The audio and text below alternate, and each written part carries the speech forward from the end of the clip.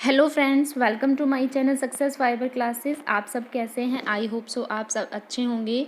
तो जैसा कि कल की वीडियो में हमने क्लास 10th के जो एग्जाम्पलर क्वेश्चन है एनसीईआरटी के वो सोल्व किए थे, chapter first chemical reaction and equation. ठीक है, ये जो वीडियो है किन के लिए इम्पोर्टेंट है?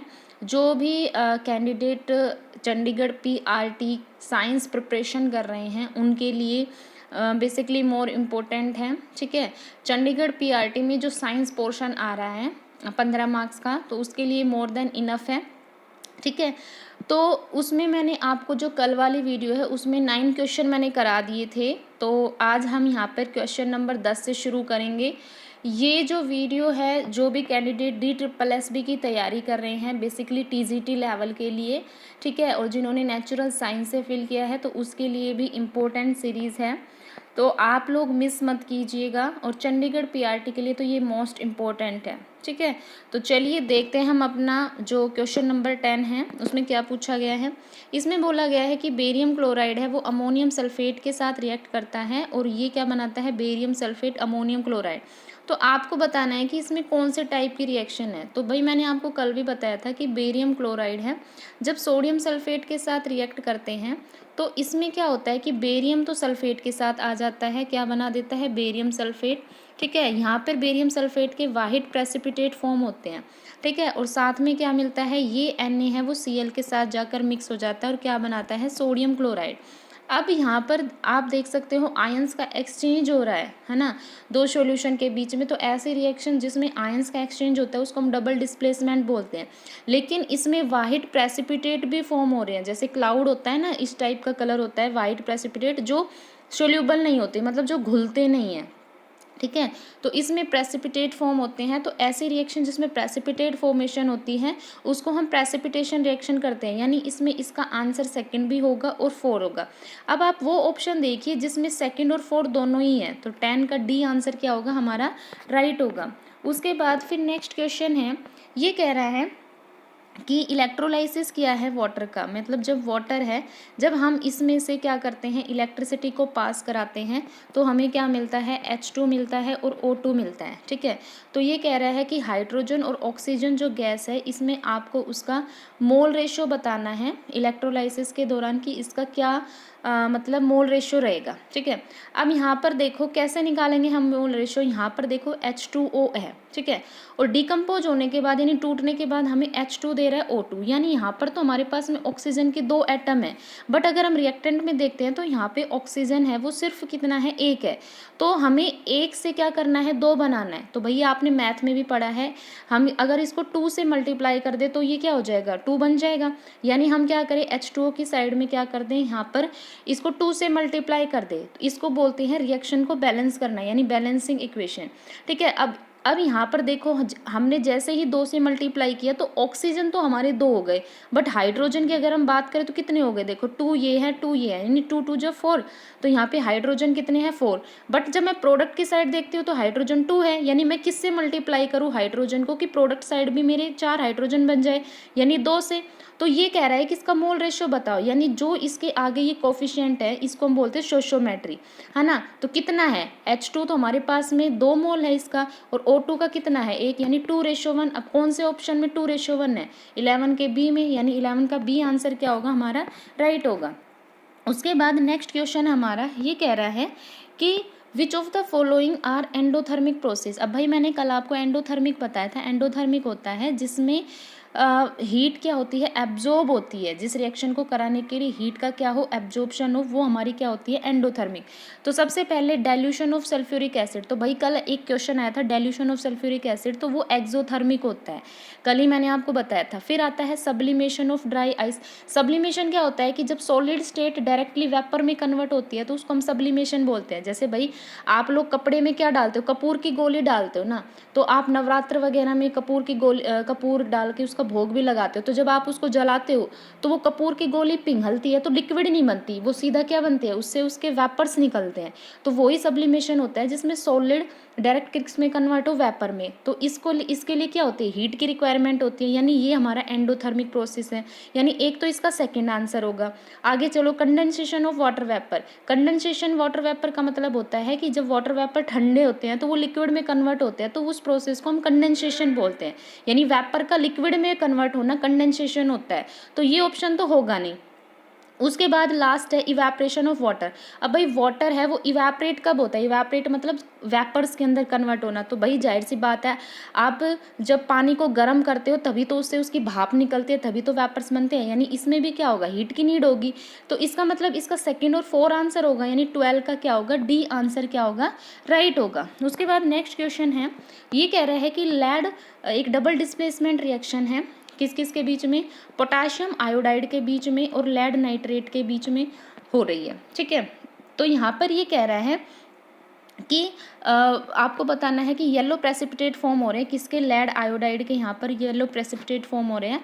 तो ये कह रहे हैं कि जब हम इस एक्टिविटी को परफॉर्म करते हैं, if lead nitrate is not available, यानी जब लेड नाइट्रेट अवेलेबल नहीं है तो which of the following can be used in place of lead nitrate, यानी अगर लेड नाइट्रेट हमारे पास नहीं है तो हम यहाँ पर किसका और यूज कर सकते हैं।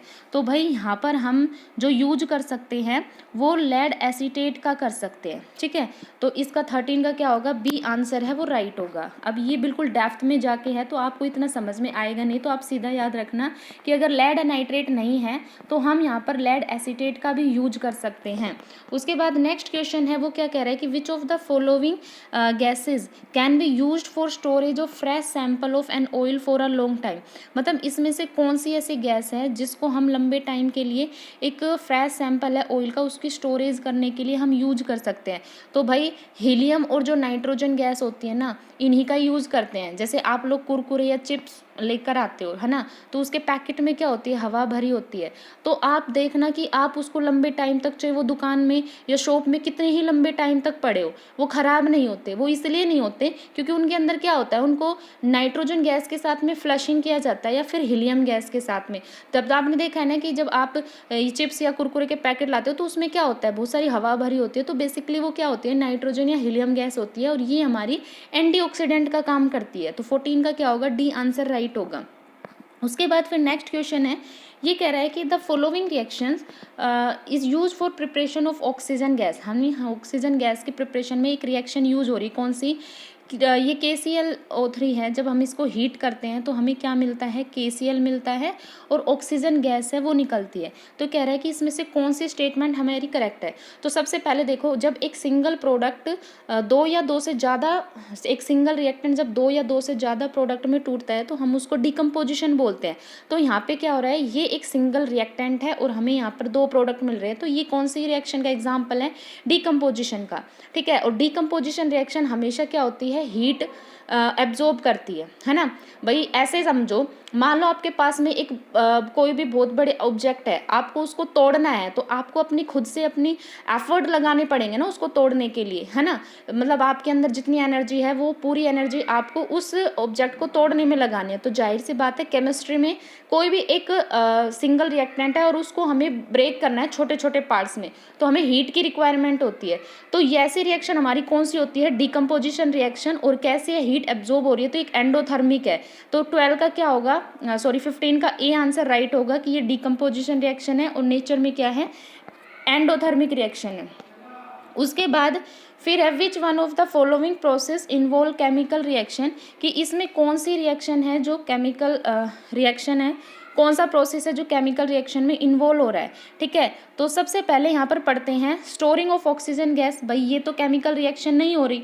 ठीक है, दूसरा है लिक्विफिकेशन ऑफ एयर, ये भी केमिकल रिएक्शन नहीं हो रही। सी है keeping petrol in A China dish, ये भी हमारी केमिकल रिएक्शन नहीं है। फिर है heating copper wire in presence of air at high temperature, मतलब जब कॉपर वायर को हम हीट करते हैं तो भाई केमिकल रिएक्शन क्या होती है, केमिकल रिएक्शन कोई भी एक केमिकल चेंज होता है जिसमें प्रोडक्ट की फॉर्मेशन होती है बाय ब्रेकिंग ऑफ बॉन्ड या by making of bond between reactant substance, मतलब जो रिएक्टिंग कर रहे हैं सब्सटेंसेस उनके बीच में जब बॉन्ड की ब्रेकिंग या बॉन्ड की मेकिंग होती है तो उससे जो चेंज आते हैं उसको हम केमिकल रिएक्शन बोलते हैं। तो जब हम कॉपर वायर को हीट करते हैं एयर की प्रेजेंस में, तो कॉपर क्या करता है, ऑक्सीजन के साथ रिएक्ट करता है, तो यहाँ पे बॉन्ड फॉर्मेशन होने यानी रिएक्शन हो रही है।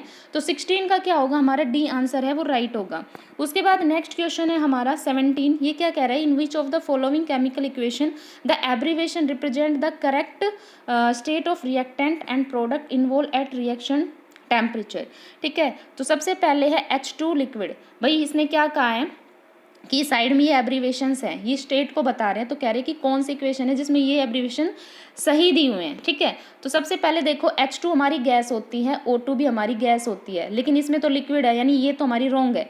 H2 इसमें तो गैस है बट O2 लिक्विड है, ये भी रॉन्ग है क्योंकि O2 गैस होती है, तो हम इसको G से शो करेंगे। C में H2 गैस है, O2 गैस है, बट लेकिन H2O जो बन रहा है वो लिक्विड बन रहा है, ये भी गलत है क्योंकि भाई जब H2 गैस में O2 गैस मिलती है तो जाहिर सी बात है जो स्टेट है वो गैस ही बनेगी। तो अब लास्ट ऑप्शन हम देखते हैं, इसमें H2 भी गैस है, O2 भी गैस है, यानी इनका स्टेट एब्रीवेशन सही है और इसका भी सही है, यानी 17 का क्या होगा, डी आंसर राइट होगा। उसके बाद नेक्स्ट रिएक्शन है, ये कह रहा है कि which of the following are combination reaction, कौन सी रिएक्शन कम्बिनेशन है। तो मैंने आपको बताया था कम्बिनेशन रिएक्शन की जो स्टैंडर्ड फॉर्म होती है वो क्या होती है कि मान लो हमारे पास में दो रिएक्टेंट है ए और बी, दोनों कंबाइन होके हमें एक सिंगल प्रोडक्ट देते हैं। ठीक है, तो आप देख लो कि इस फॉर्म में कौन सी इक्वेशन है। तो ये तो मैंने आपको अभी बताया था, ये तो डिकम्पोजिशन है क्योंकि इसमें एक सिंगल रिएक्टेंट होता है और दो से ज़्यादा प्रोडक्ट होते हैं, दो या दो से ज़्यादा, तो ये तो है नहीं। दूसरी देखो, इसमें मैग्नीशियम ऑक्साइड है ना, और मैग्नीशियम ऑक्साइड है, ये वाटर के साथ रिएक्ट कर रहा है और वाटर के साथ रिएक्ट करने पर हमें क्या दे रहा है, मैग्नीशियम हाइड्रोक्साइड दे रहा है ना। तो ये हमारी होगी क्योंकि इसमें दो रिएक्टेंट है और एक सिंगल प्रोडक्ट मिल रहा है, तो ये कम्बिनेशन है। दूसरा है एल्यूमिनियम है, वो ऑक्सीजन के साथ रिएक्ट करके Al2, तो इसमें भी दो रिएक्टेंट है और एक सिंगल प्रोडक्ट है, तो ये भी हमारी कम्बिनेशन है। लेकिन ये जिंक फेरस सल्फेट के साथ जब रिएक्ट कर रहा है तो जिंक सल्फेट मिल रहा है और Fe, तो ये तो भाई डिस्प्लेसमेंट रिएक्शन है क्योंकि यहाँ पे फेरस सल्फेट में से जिंक ने क्या किया, फेरस को हटा दिया, खुद उसकी जगह आ गया। तो इसमें कौन सा ऑप्शन हमारा सही है, सेकेंड और थर्ड, यानी 18 का डी आंसर क्या होगा, राइट होगा। ठीक है, तो आई होप आपको ये सीरीज अच्छी लगी होगी। इसके जो सारे क्वेश्चन हैं वो मैंने करा दिए हैं। अगर सीरीज अच्छी लगी है तो चैनल को ज़्यादा से ज़्यादा लाइक कीजिए, शेयर कीजिए, सब्सक्राइब कीजिए। नेक्स्ट जो वीडियो आएगी उसमें हम जो इसका नेक्स्ट चैप्टर है क्लास 10th का एसिड बेस और सॉल्ट, उसके एग्जाम्पलर क्वेश्चन है वो सॉल्व करेंगे। आई होप आपको मेरी इन वीडियो से काफ़ी हेल्प मिल रही होगी। अगर आपको हेल्प मिल रही है तो कमेंट बॉक्स में मेरे को लाइक कीजिए। So thank you very much.